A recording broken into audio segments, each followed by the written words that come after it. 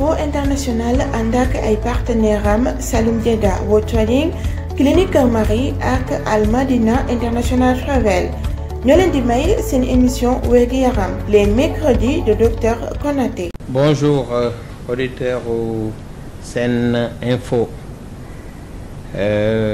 Ma dellusiwaat encore aujourd'hui pour toujours dans le cadre des mercredis du docteur Konaté, donc pour waxaat leen benn feebar boo xam ne c'est fréquent surtout en Afrique, fréquent au Sénégal. Tey dinañu waxu fièvre typhoïde. Tout le temps nit ñi dañ may laaj quoi lan mooy différence entre fièvre typhoïde ak palu, fièvre typhoïde ak grippe, ainsi de suite. Donc yooyu yëpp c'est toujours dans le cadre de la prise en charge des maladies infectieuses. Donc yooyu yëpp ay feebaru wàllaate nañu, ay feebaru wàllaate wante am na tuuti différence ah. Tey nag pour ñu wax waxu fièvre typhoïde ñu ngi koy wax ci suñu jargon shigellose. Donc c'est une maladie bactérienne. Ci bi may waxu grippe wax naa que c'est une maladie virale, mais bi yoon shigellose bi ou bien fièvre typhoïde c'est une maladie bactérienne. Benn doomu jàngoro bu ñuy wax bactérie bi mi ngi tudd Shigelle. Donc am na plusieurs types, je vais pas rentrer dans les détails. Donc moom mooy dugg ci organisme bi et puis andi ay symptômes. Naka lay duggee le plus souvent nit ki dafay naan benn ndox boo xam ne dafa contaminé wala mu lekk benn aliment boo xam ne dafa contaminé. Parfois c'est un contact direct, c'est-à-dire nit am yor feebar bi romb la nuyu la wala mu laal sa loxo yow nga jël lekk wala naan rek après quelques jours rek nga commencé donc sentir donc les signes donc de la maladie. Donc on va pas tarder, on va d'ores et déjà parler donc des signes. Donc mën na manifester wu une fièvre typhoïde par une forte fièvre. Donc vous avez vu toujours fièvre bi dafay dellu si une forte fièvre, des maux de tête. On peut avoir ce qu'on appelle des signes digestifs. Les signes digestifs le plus souvent c'est une diarrhée. Diarrhée bi en général dañ koy woowee diarrhée jus de melon. So nit ki su demee sel rek mu mel ni dafay génne benn genre jus de melon en ce moment wala jus pastèque en ce moment-là war nañu xalaat loolu.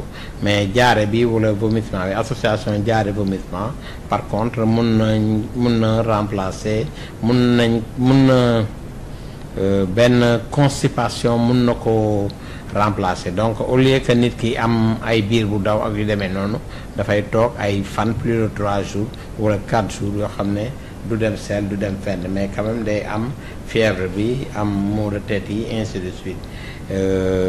Loolu mun na associé à ce qu'on appelle des douleurs abdominales. Biir bi donc day metti.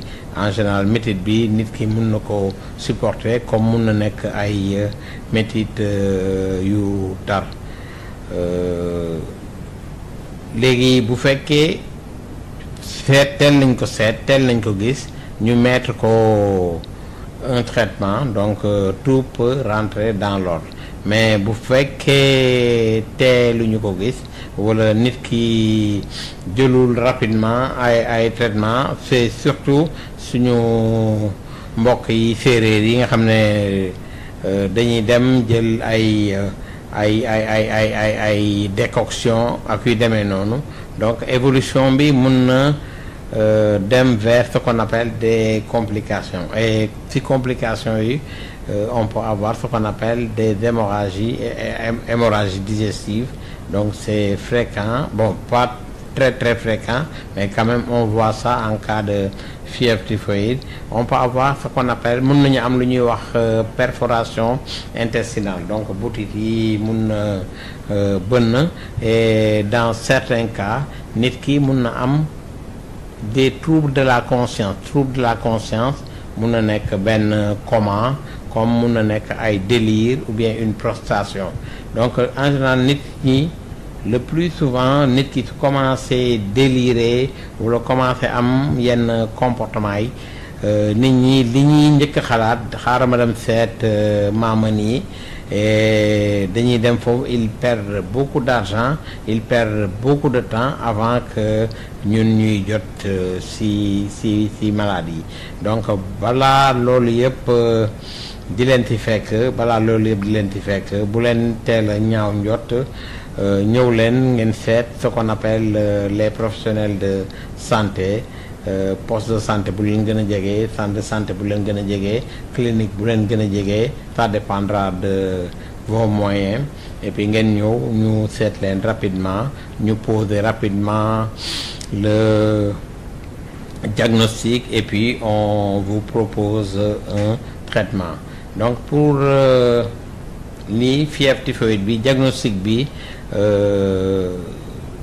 c'est-à-dire diagnostic bu gaaw la, on fait ce qu'on appelle benn test, moom nañuy wax test de Vidal et Félix, donc rapidement mun nañu wax si c'est positif ou bien c'est négatif. Dans d'autres cas on peut demander ce qu'on appelle benn coproculture wala benn hémoculture, nga xam ne si deret bi wala si sel yi dañuy dem directement au microscope dem seet microbe bi, et suñu découvrir microbe bi, donc on propose donc le traitement. Le traitement, c'est un traitement qui est simple et rapidement, en 2 à 3 jours, on récupère la personne. C'est un traitement par des antibiotiques. Dans les zones où vraiment la maladie est, ci zone yi nga xam ne maladie bi feebar bi dafa bare, li ci gën a bare, mun nañ leen proposer ce qu'on appelle une vaccination. ñu ñaq leen, si ñu ñaqee nit ki rek, et puis di mun na leen protéger pendant un certain temps. Donc loolu la ñu amoon tey pour proposer leen, pour wax leen sur la fièvre typhoïde. Du ma terminer émission bi sans remercier samay partenaires, donc qui sont là toujours actifs, offensifs, sama caméraman bi Abdel, et ensuite monsieur Ndofène. Vraiment merci pour la collaboration. maa ngi remercier également ñi nga xam ne ñoom ma jàngal, samay maître en médecine, waa faculté de médecine et d'odontostomatologie. Merci les maîtres, et je m'incline pour suñu maîtres yi nga xam ne vraiment jóge nañ fii te bëggoon nañu gis ci li ñu nekk, bëggoon nañu ñoom ñu gis ci li ñu nekk ak problème yi nga xam ne ñu ngi koy régler. Merci chers auditeurs, et à la semaine prochaine. Merci beaucoup.